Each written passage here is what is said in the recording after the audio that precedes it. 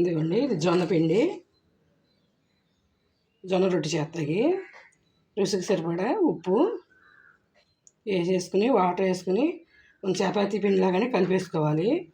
ఈ జొన్న పిండి కూడా రొట్టెల్లే చేసుకోవాలి.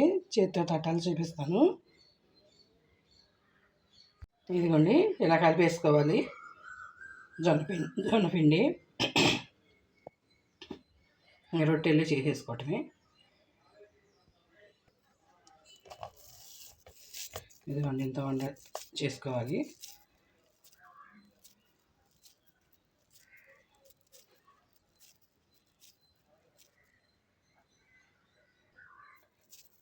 ఇదిగోండి, కవర్ ఒకటి తీసుకుని మనం చేసుకున్న కవర్ మీద పెట్టేసుకోవాలి.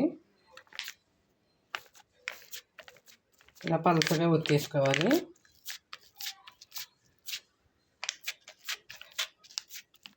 మందం లేకుండా పలసగా ఒత్తుకోవాలి రొట్టె అనేది.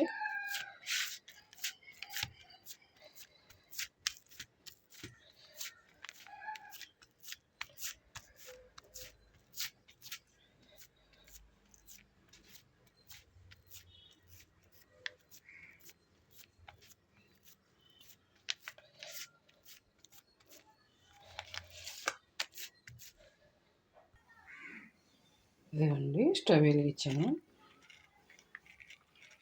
ఈ రొట్టెని పెండి మీద పడినేసేసుకోవటం. ఇలా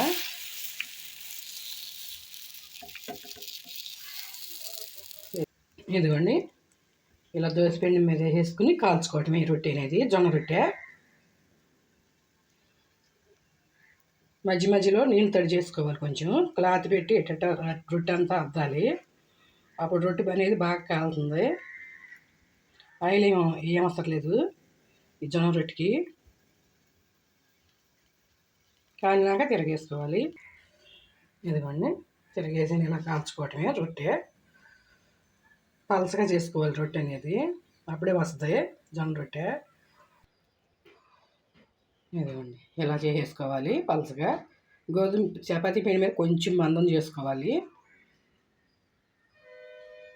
చేసుకుని ఇలా నూనె వేయకుండా కాల్చుకోవటమే.